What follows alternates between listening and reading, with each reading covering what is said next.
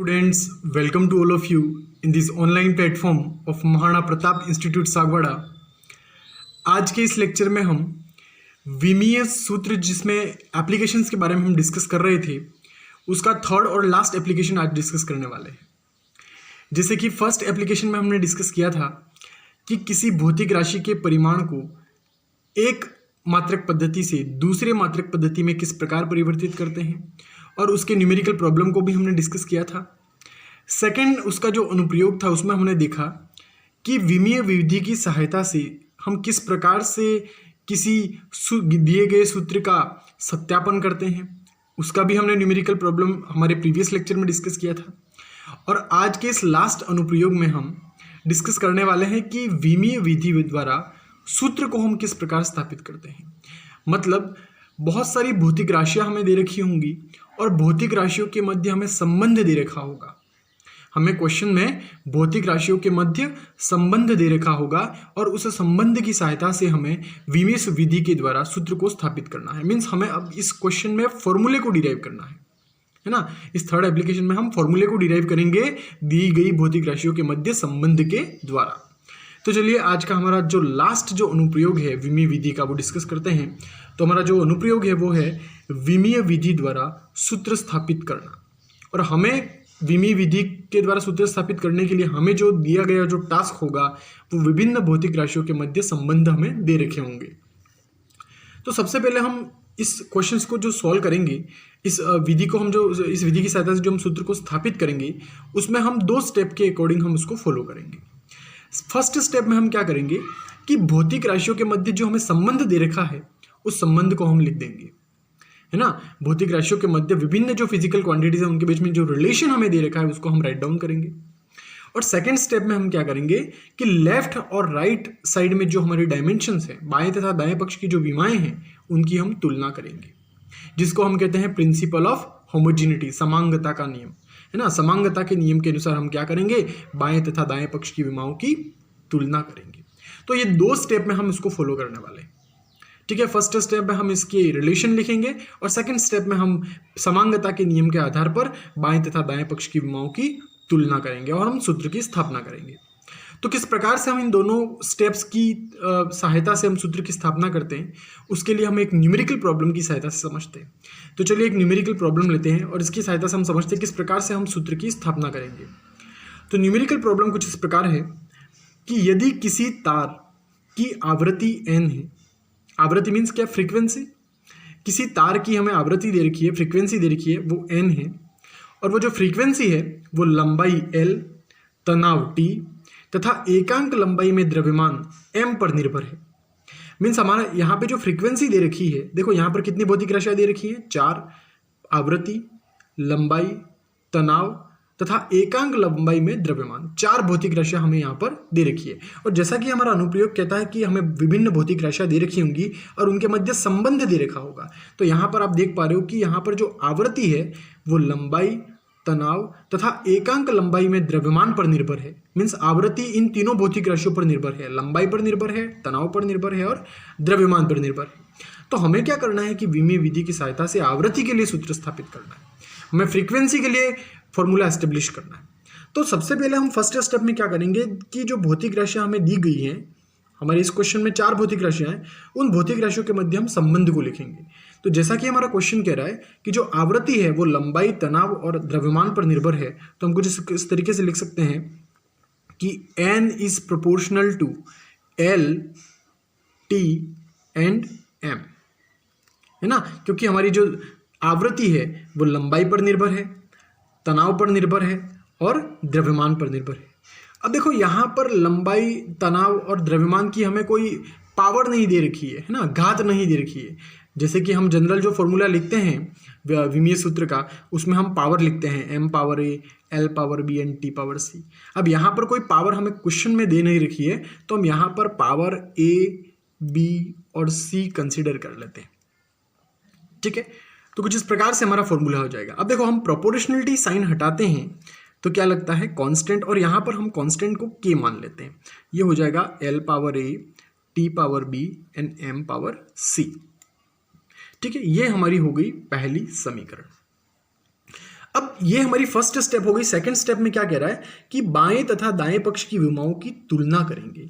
अब left hand side और right hand side की अगर हमें विमा लिखनी है तो सबसे पहले हम लेफ्ट हैंड साइड की लिखेंगे। तो अगर हम बाएं पक्ष की विमा लिखें, बाएं पक्ष की बात करें तो बाएं पक्ष में हमें दे रखा है आवृत्ति। बाएं पक्ष में हमें दे रखा है आवृत्ति। आवृत्ति जो n है वो होता है हमारा 1/, आवर्तकाल। यह आपने क्लास 10th में भी पढ़ा है ना, जब हमने दोलन के रिगार्डिंग न्यूमेरिकल प्रॉब्लम डिस्कस किए थे क्लास 10th में, तब डिस्कस किया कि आवृत्ति बराबर होता है 1/, आवर्तकाल, है ना। Frequency equal to 1/, time period, और आवर्तकाल को हम t से लिखते हैं, है ना, टाइम पीरियड बोलते हैं जिसको हम। अब देखो ये आवर्तकाल हमारा टाइम है, तो टाइम का यूनिट क्या हो जाएगा 1/सेकेंड। अब हम यहाँ पे यूनिट क्यों निकाल रहे हैं, क्योंकि हमें n की विमा निकालनी है, और अगर हमें किसी भी भौतिक राशि की विमा ज्ञात करनी हो तो हमें उस भौतिक राशि की मात्रक के बारे में जानकारी होनी चाहिए। तो यहाँ पर आवर्तकाल का मात्रक क्या हो गया 1/सेकेंड। अब 1/सेकेंड है तो आवृत्ति की विमा क्या हो जाएगी 1/सेकेंड, तो डिवाइड में सेकेंड है ना। सो m0 L0 t-1, क्योंकि यहाँ पर सिर्फ टाइम दे रखा है और वो भी डिवाइड में है तो t-1 हो जाएगा। हमें द्रव्यमान नहीं दे रखा है, m0 हो जाएगा, लंबाई भी नहीं दे रखी है, L0 हो जाएगा। अब हम यहाँ पर दाएं पक्ष की विमा की गणना करेंगे। दाएं पक्ष में हमें क्या दे रखा है, अगर मैं दाएं पक्ष की बात करूं तो दाएं पक्ष में हमें 3 भौतिक राशियां दे रखी हैं। एक लंबाई है, एक तनाव है और एक द्रव्यमान है। तो लंबाई की बात करें अगर हम, तो लंबाई की विमा हम डायरेक्टली राइट डाउन कर सकते हैं। लंबाई में m0 L1 t0, ये हमारी हो गई लंबाई की विमा, ठीक है। अब हम बात करें तनाव की विमा की। अब तनाव जो होता है हमारा टेंशन जो होता है उसको हम परिभाषित करते हैं कि जब हम किसी तार को, किसी वायर को, जैसे कि हमारे चित्रानुसार यहाँ पे हमारे क्वेश्चन के अकॉर्डिंग हमें क्या दे रखा है, एक तार दे रखा है, एक वायर दे रखा है। अगर हम किसी तार को खींचते हैं, फोर्स लगाते हैं, किसी तार को खींचते हैं तो उस तार में क्या आता है, तनाव आता है। बल लगाते हैं तो उस तार में क्या आता है, तनाव आता है, खिंचाव आता है उस तार में, उसी को हम कहते हैं टेंशन। तो तार में खिंचाव क्यों आ रहा है, तनाव क्यों आ रहा है, बल के कारण आ रहा है। तार में खिंचाव क्यों आ रहा है, बल के कारण आए। तो यहाँ पर तनाव ही क्या है, बल है। मीन्स तनाव और बल दोनों एक समान है यहाँ पर, है ना। बल के कारण ही तनाव आ रहा है उस वायर में।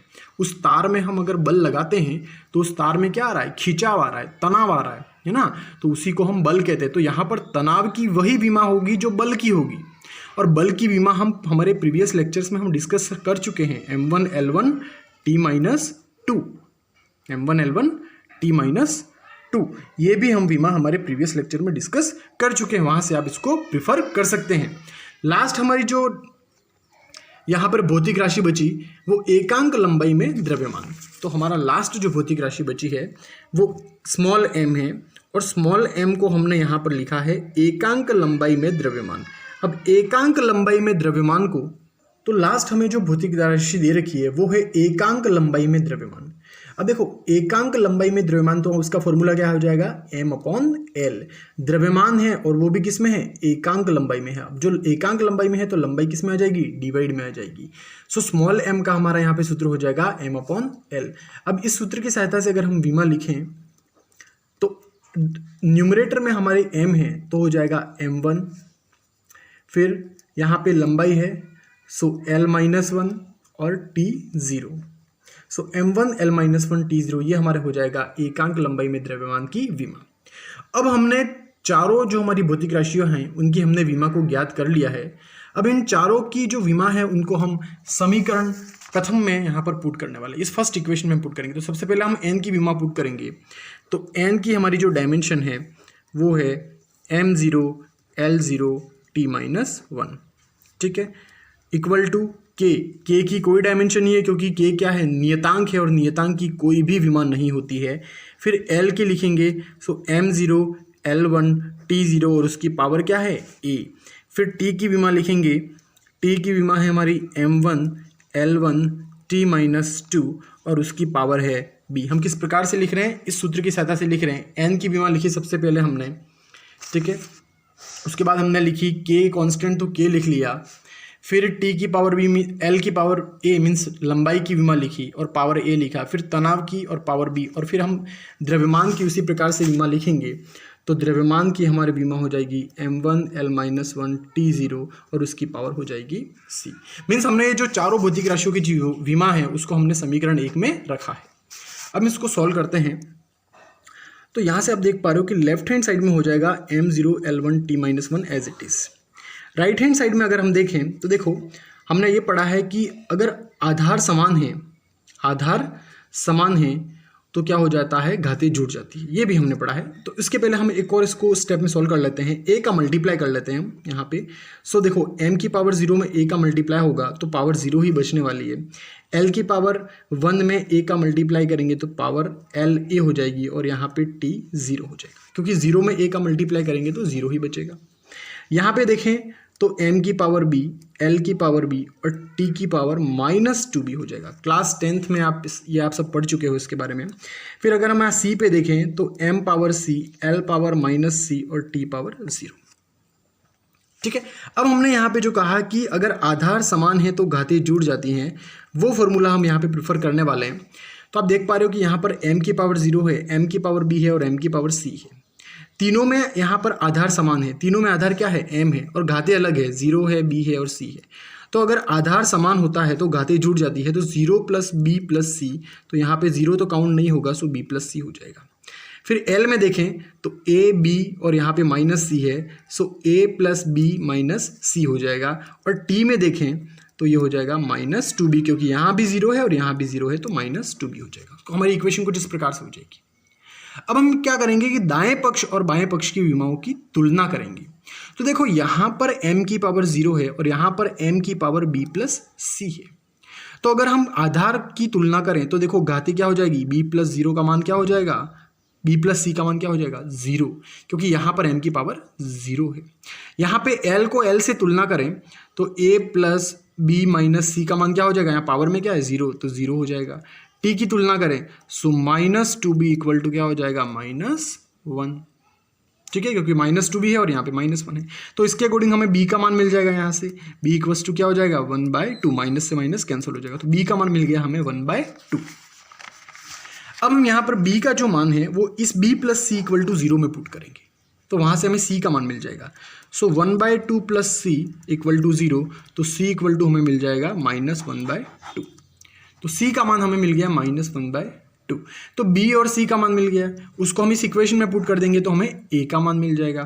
तो यहाँ पे क्या हो जाएगा, a + 1/2 माइनस फॉर्मूले का, और c की जगह हम पुट करेंगे -1/2, तो -1/2। देखो हमने b और c का मान इस समीकरण में पुट किया है, a की जगह a, b की जगह 1/2 और c की जगह -1/2 और माइनस फॉर्मूले का। तो ये सॉल्व किया तो ये हो जाएगा 1 + a + 1/2 + 1/2। देखो माइनस माइनस प्लस हो जाएगा। सो a + 1/2 + 1/2 ये हो जाएगा हमारा a + 1 = 0। 1/2 एंड 1/2 क्या हो जाएगा, 1 हो जाएगा। तो a की वैल्यू कितनी आ जाएगी, -1। सो a = -1 मिल जाएगा। देखो यहाँ पे 1/2 और 1/2 1 हो गया, सो a + 1 = 0 एंड a = -1। तो हमें यहाँ पर a b c की वैल्यू मिल चुकी है। a = -1, b = 1/2 and c = -1/2। अब यहाँ पर a b c की जो वैल्यूज़ हैं वो हम इस मेन इक्वेशन में पुट कर देंगे, इक्वेशन फर्स्ट में। ठीक है, तो इक्वेशन फर्स्ट जो हमारी है, इक्वेशन जो फर्स्ट है वो मैं वापस राइट डाउन कर लेता हूँ। यहाँ पे इक्वेशन फर्स्ट है n = k l power a t power b and m power c। ये हमारी इक्वेशन फर्स्ट है। यहाँ पर a की वैल्यू हमें मिली है -1, b की वैल्यू हमें मिली है 1/2 और c की वैल्यू हमें मिली है -1/2। तो यहाँ पर a b c की वैल्यूज अगर हम यहाँ पुट करें, सो n = k l power a की वैल्यू है -1, सो l -1 हो जाएगा। t की वैल्यू है b की वैल्यू है 1/2 और c की जो हमारी वैल्यू है वो है -1/2। तो हमारा इक्वेशन कुछ इस प्रकार से बनेगा।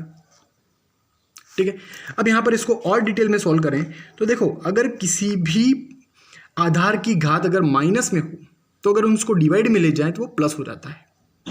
तो यहाँ पर l की पावर -1 है, तो अगर मैं l की पावर -1 को डिवाइड में ले जाऊँ, l की पावर जो -1 है हमारे यहाँ पे, तो उसको अगर मैं डिवाइड में ले जाऊँ तो वो हो जाएगा प्लस में। तो अगर मैं k के डिवाइड में लिख दूँ तो ये हो जाएगा l की पावर 1 प्लस में हो जाएगा।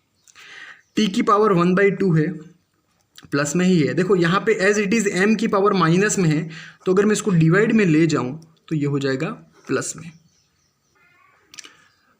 तो ये m की पावर 1/2 हो गया। अब हमने ये पढ़ा है कि अगर किसी भी नंबर या किसी भी डिजिट या कोई भी अननोन वैल्यूज है उसकी पावर अगर 1/2 हो तो उसको हम अंडर रूट में लिख सकते हैं, स्क्वायर रूट।